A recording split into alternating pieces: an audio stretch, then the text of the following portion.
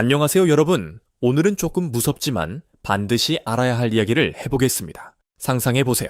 평소처럼 아침에 눈을 뜨고 커피를 한 잔 내리고 휴대폰을 확인합니다. 그런데 갑자기 비트코인 가격이 밤사이 8% 넘게 급등해 있습니다. 이상하죠? 뉴스를 켜봐도 아직 세상은 조용합니다. 중동은 겉으로 평온해 보이고 호르무즈 해협도 별 문제 없이 돌아가는 것처럼 보입니다. 그런데 며칠 뒤 갑자기 속보가 터집니다. 호르무즈 해협 긴장 고조, 유조선 통행 차질, 국제유가 급등, 세계 증시 급락, 그리고 그제야 우리는 뒤늦게 깨닫게 됩니다. 비트코인이 이미 며칠 전에 먼저 움직이고 있었구나. 과연 이건 우연일까요?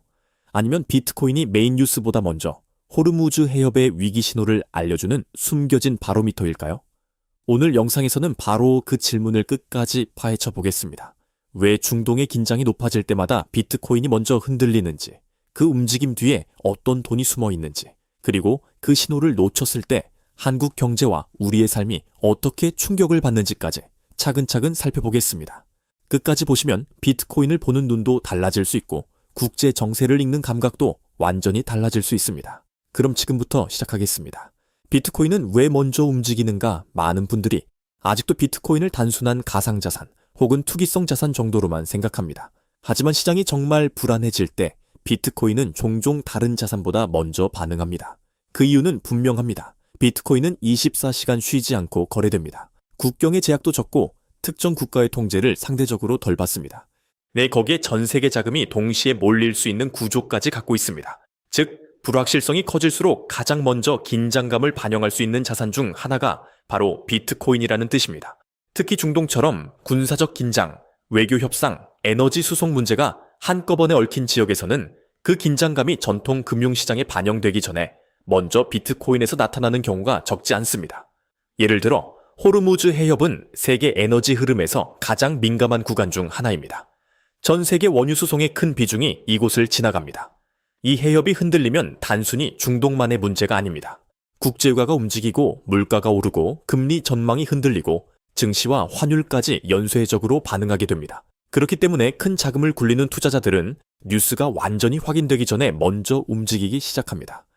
그 자금이 가장 빠르게 몰릴 수 있는 곳, 그 중 하나가 바로 비트코인입니다. 그래서 비트코인은 종종 공포와 탐욕을 가장 먼저 반영하는 시장처럼 보입니다.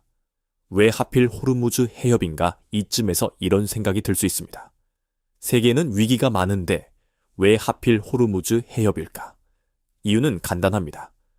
호르무즈 해협은 단순한 바닷길이 아닙니다. 세계 원유 공급망의 핵심 목줄입니다. 이곳에서 군사적 충돌 가능성이 커지거나 협상이 흔들리거나 유조선 통행에 문제가 생길 조짐이 보이면 시장 전체가 즉시 긴장하기 시작합니다. 왜냐하면 이 구간이 막히면 에너지 가격이 급등할 수 있고 에너지 가격 급등은 곧바로 물가 상승으로 이어지기 때문입니다. 물가가 오르면 중앙은행의 금리 정책이 흔들립니다.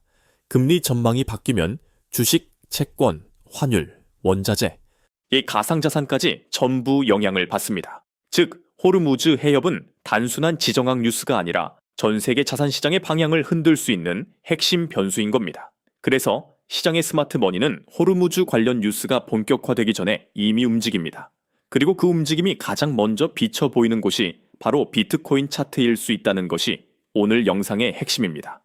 반복되는 패턴, 그리고 시장의 선행 반응, 실제로 시장에서는 비슷한 패턴이 반복되어 왔습니다. 중동에서 긴장이 높아질 조짐이 보이면 전통 금융시장이 본격적으로 반응하기 전 비트코인이 먼저 급등하거나 변동성이 커지는 장면이 나타납니다. 처음에는 많은 사람들이 그냥 코인 시장 자체 재료겠지 하고 넘깁니다. 하지만 며칠 뒤 뉴스가 커지면 그때서야 사람들은 차트를 다시 돌아보며 말합니다. 그 움직임이 그냥 우연이 아니었구나. 왜 이런 일이 벌어질까요? 그 이유는 크게 4가지로 볼 수 있습니다. 첫째, 불확실성의 선반영입니다. 큰손들은 외교 채널, 원자재 시장, 해상 물류 흐름, 옵션 시장의 이상 움직임 등을 더 빨리 감지합니다. 그들은 뉴스가 확정되기 전에 먼저 위험에 베팅하거나 회피합니다. 둘째, 비트코인의 유동성입니다. 24시간 거래가 가능하고 빠르게 대규모 자금이 들어올 수 있기 때문에 긴박한 상황에서 가장 먼저 반응하기 좋습니다. 셋째, 레버리지 시장의 증폭 효과입니다. 작은 뉴스에도 선물과 파생 상품 시장이 크게 흔들리면서 비트코인 가격 변동이 더 과장되어 나타날 수 있습니다. 넷째, 정보 비대칭입니다. 일반 투자자는 뉴스가 기사로 보도된 뒤에야 반응하지만 스마트 머니는 그보다 앞서 움직입니다. 그래서 차트는 때로 뉴스보다 먼저 미래를 암시하는 것처럼 보입니다. 이 네 가지가 동시에 작동하면 호르무즈 관련 긴장이 실제 뉴스로 확인되기 48시간, 60시간, 길게는 72시간 전에 비트코인 차트가 먼저 흔들릴 수 있습니다. 이게 바로 많은 사람들이 놓치는 지점입니다. 단기적으로는 왜 오르고 장기적으로는 왜 복잡한가? 여기서 한 가지 중요한 오해를 바로잡아야 합니다. 호르무즈 위기가 커지면 무조건 비트코인이 오른다. 이건 반만 맞는 말입니다. 단기적으로는 그럴 가능성이 있습니다. 위기 신호가 커질 때 시장은 먼저 반응하고 비트코인은 불확실성을 빠르게 가격에 반영하면서 급등할 수 있습니다. 하지만 장기적으로는 이야기가 달라집니다. 만약 위기가 길어지고 유가가 계속 오르면 결국 세계 경제 전체가 부담을 받게 됩니다. 물가가 뛰고 긴축 우려가 커지고 경기 침체 공포가 확산되면 시장 전체가 위험 자산을 줄이기 시작할 수 있습니다. 그 순간에는 비트코인도 안전하지 않습니다. 즉, 호르무즈 위기와 비트코인의 관계는 단순하지 않습니다. 초기에는 공포와 선반영으로 급등할 수 있지만 위기가 길어지면 오히려 전체 위험자산 조정 속에 함께 흔들릴 수 있습니다. 이 양면성을 이해하지 못하면 비트코인 차트를 보고도 잘못 해석하게 됩니다. 그래서 중요한 건 올랐느냐 떨어졌느냐가 아니라 왜 지금 이 타이밍에 이렇게 움직였느냐를 읽는 것입니다. 전 세계는 이미 이 신호를 보고 움직인다. 이런 움직임은 한국만 모르는 이야기가 아닙니다. 미국의 헤지펀드, 중국의 자금 흐름, 러시아와 중동의 에너지 거래 전략, 유럽의 리스크 헤지 포지션까지 전 세계 자금은 이미 비트코인을 단순한 투기 자산이 아니라 지정학 리스크를 읽는 하나의 시장으로 활용하고 있습니다. 미국은 중동 긴장이 높아질 때 비트코인의 급등과 변동성을 일종의 위험 프리미엄처럼 해석합니다. 중국은 전통적인 달러 결제 시스템을 우회할 수 있는 가능성에 더 민감합니다. 비트코인과 스테이블 코인이 에너지 거래 질서와 연결될 수 있다는 점에 주목합니다. 러시아는 이미 제재 회피와 대체 결제 수단에 익숙합니다. 그만큼 비트코인을 단순 자산이 아니라 전략적 도구로 바라보는 시각이 강합니다.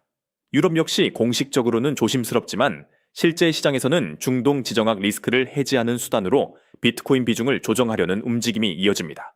즉, 전 세계는 이미 이 게임의 규칙을 어느 정도 이해하고 움직이고 있습니다. 그런데 문제는 우리는 아직도 비트코인을 그냥 위험한 자산, 그냥 투기 시장 정도로만 보는 경우가 많다는 겁니다. 이 시각 차이가 위기 때 큰 격차를 만듭니다. 한국은 왜 늘 늦게 맞는가? 이제 우리 이야기로 돌아와 보겠습니다. 한국은 호르무즈 해협 리스크에 매우 취약한 나라입니다. 에너지 수입 의존도가 높고 원유 가격이 흔들리면 정유, 석유화학, 물류, 제조업, 소비자 물가까지 연쇄적으로 영향을 받습니다. 문제는 우리는 늘 뉴스가 터진 뒤에야 반응한다는 겁니다. 비트코인이 먼저 움직이고 원자재 시장이 먼저 긴장하고 해외 자금이 먼저 포지션을 바꾸는데도 우리는 대체로 메인 뉴스가 본격화된 다음에야 유가가 오르겠네, 물가가 불안하겠네 하고 뒤늦게 움직입니다. 그 사이에 피해는 이미 시작됩니다. 기름값이 오르고 원재료 가격이 뛰고 운송비가 오르고 소비자 물가가 올라갑니다. 기업은 비용 압박을 받습니다. 가게는 생활비 부담이 커집니다. 주식시장은 흔들리고 환율도 불안해집니다. 즉, 호르무즈 위기는 한국 경제에 멀리 있는 외교 뉴스가 아닙니다. 그건 우리의 월급, 장바구니, 대출이자 주식계좌와 직접 연결된 현실입니다. 결국 이 위기는 우리 지갑을 때린다. 이제 가장 현실적인 부분입니다. 호르무즈가 흔들리면 그 충격은 결국 여러분의 지갑으로 날아옵니다. 가장 먼저 체감되는 건 기름값입니다. 국제유가가 뛰면 휘발유와 경유 가격이 바로 올라갑니다. 출퇴근 비용이 늘고 화물 운송비가 오르고 그 여파는 곧바로 생필품 가격으로 번집니다. 그 다음은 물가입니다. 라면, 빵, 우유, 외식비, 배달비, 택배비, 에너지 비용이 올라가면 안 오르는 게 거의 없습니다. 기업도 버티기 어렵습니다. 원재료와 물류비 부담이 커지면 영업이익이 줄고 투자 계획이 흔들리고 심한 경우 채용 축소나 구조조정 압박으로 이어질 수 있습니다. 증시도 예외가 아닙니다. 위기 국면에서는 외국인 자금이 빠르게 움직이고 시장은 공포에 민감하게 반응합니다. 부동산도 마찬가지입니다. 금리 불안과 경기 침체 우려가 커지면 거래가 위축되고 심리가 급격히 얼어붙을 수 있습니다. 결국 한 줄로 정리하면 이렇습니다. 호르무즈 위기는 뉴스가 아니라 생활비 충격이고 비트코인의 선행 반응은 그 충격의 예고편일 수 있습니다. 이걸 이해하는 사람과 이해하지 못하는 사람의 차이는 위기 때 훨씬 크게 벌어집니다. 지금 우리에게 필요한 건 예측이 아니라 준비다. 그렇다면 우리는 어떻게 해야 할까요? 당장 비트코인이 오르니까 사야 한다. 이렇게 단순하게 접근하면 안 됩니다. 중요한 건 비트코인을 하나의 신호로 읽는 감각을 갖는 것입니다. 차트를 볼 때 단순히 가격만 보지 말고 지금 왜 이런 움직임이 나오는지, 어떤 뉴스가 아직 본격화되지 않았는데도 시장이 먼저 반응하는지 그 배경을 함께 봐야 합니다. 그리고 개인 차원에서는 세 가지를 꼭 점검할 필요가 있습니다. 첫째, 현금 흐름 관리입니다. 에너지 가격 급등과 물가 상승은 결국 생활비 압박으로 이어집니다. 이럴 때 가장 중요한 건 유동성입니다. 둘째, 자산의 분산입니다. 한쪽 자산에만 몰려 있으면 위기 때 대응이 어렵습니다. 주식, 현금, 원자재, 위험자산의 균형을 다시 점검할 필요가 있습니다. 셋째, 뉴스보다 시장을 먼저 읽는 습관입니다. 뉴스는 대개 결과를 알려줍니다. 하지만 시장은 종종 그보다 먼저 움직입니다. 비트코인은 그 중에서도 가장 빠른 시장 중 하나입니다. 그래서 지금 필요한 건 확신에 찬 예언이 아니라 신호를 읽고 먼저 준비하는 태도입니다. 결론 정리하겠습니다. 호르무즈 해협은 전 세계 에너지 흐름의 핵심입니다. 이곳이 흔들리면 국제유가가 움직이고 그 여파는 물가, 금리, 증시, 환율, 그리고 우리의 삶까지 번집니다. 그리고 그 긴장감은 때때로 메인 뉴스보다 먼저 비트코인 차트에 나타납니다. 왜냐하면 비트코인은 24시간 열려있고 자금 이동이 빠르며 불확실성을 가장 민감하게 반영하는 시장 중 하나이기 때문입니다. 그래서 우리는 이제 비트코인을 단순히 올랐다 떨어졌다로만 볼 것이 아니라 세상이 지금 무엇을 먼저 두려워하고 있는지 보여주는 신호로도 읽어야 합니다. 물론 차트 하나만으로 모든 걸 단정할 수는 없습니다. 하지만 분명한 건 있습니다. 세상은 뉴스가 나오기 전에 먼저 움직이고 그 움직임은 종종 시장에 먼저 새겨진다는 것, 그리고 그 시장 중 하나가 바로 비트코인일 수 있다는 겁니다. 오늘 영상이 도움이 되셨다면 좋아요와 구독으로 함께 해주세요.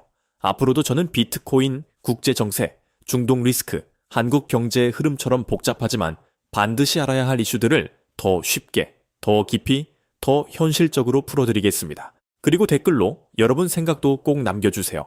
여러분은 어떻게 보십니까? 비트코인이 정말 뉴스보다 먼저 움직이는 숨겨진 신호라고 보시나요? 아니면 아직은 과도한 해석이라고 생각하시나요?